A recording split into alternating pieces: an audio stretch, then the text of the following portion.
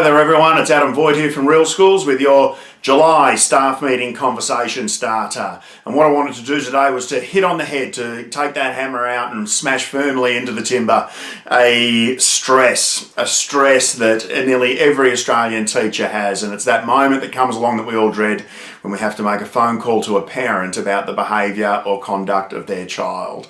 So much do we stress over this stuff that sometimes we ignore that we have to do it, and we grab our laptops furiously and just bang out a little email, even though we should be delivering that message in a more face-to-face and more personable kind of communication means. Sometimes we outsource it. We sort of, we say, no, that's the job of the assistant principal or the principal. They have to make the phone calls home when these things go wrong. Even when we know that we're the ones that experienced it and we're the ones that dealt with it, so we're the best ones to communicate it. We will almost go to any lengths, won't we, to get out of that phone call sometimes. And I would contend that a lot of the anxiety that comes along with having to make that phone call comes from the absence of a plan for doing it well.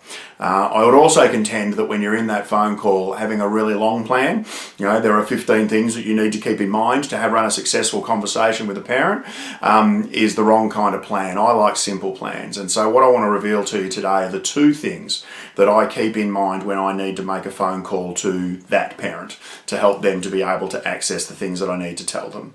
And so, all right, let's get cracking. So the first thing that I do when I need to ring a parent, I often had a post-it note written next to me with these two words on there, is the first word is ask, not tell.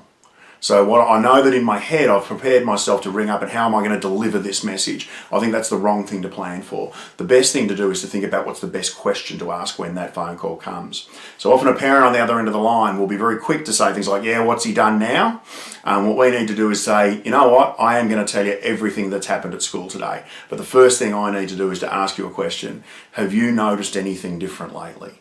Because we have, and I feel like I've got a piece of the jigsaw puzzle a little bit missing at the moment.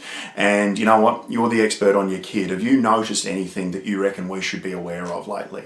Just by being able to explain it from their point of view does a couple of things. First of all, it allows them to be less emotional about the situation because we've asked them to engage. And the second thing is that by asking them to engage, you get them involved. And that by that point, they're not treating it as an adversarial or a blame-based approach that you're making to them. They're treating it as a problem that we're trying to solve together. So I want you to plan less for what you're going to say to the parent and a little bit more for what you're going to ask of the parent. The second word that I used to have on my post-it note was strength. So ask first, strength second, which means that what I want to do is if I want to talk about a behaviour pattern that's happening with a particular student, with their parent, what I want to do is to position that from a position of strength with them. So I can't ring a parent and therefore and say that I would like to talk to them about their child's rudeness. Nobody wants to raise a rude child, and when that moment comes along, we feel like defending ourselves and we get into an argument about it. Nobody wants to know that their child's being obnoxious or being arrogant. And even people who see their kids, performing and doing obnoxious or arrogant things often won't label them as being that way. They'll label them as being confident. So I'll be able to say, you know what, I know that your child's a really confident young person. I'm wondering if you thought about the way that confidence can come across in the classroom or in the schoolyard sometimes. And then they're in a position to talk to us about it. You can't talk to a parent about their lazy child, but you can talk to them about how they're very laid back and relaxed and what the impact of that might be on their marks. We've got to invite parents into a partnership with every possible opportunity.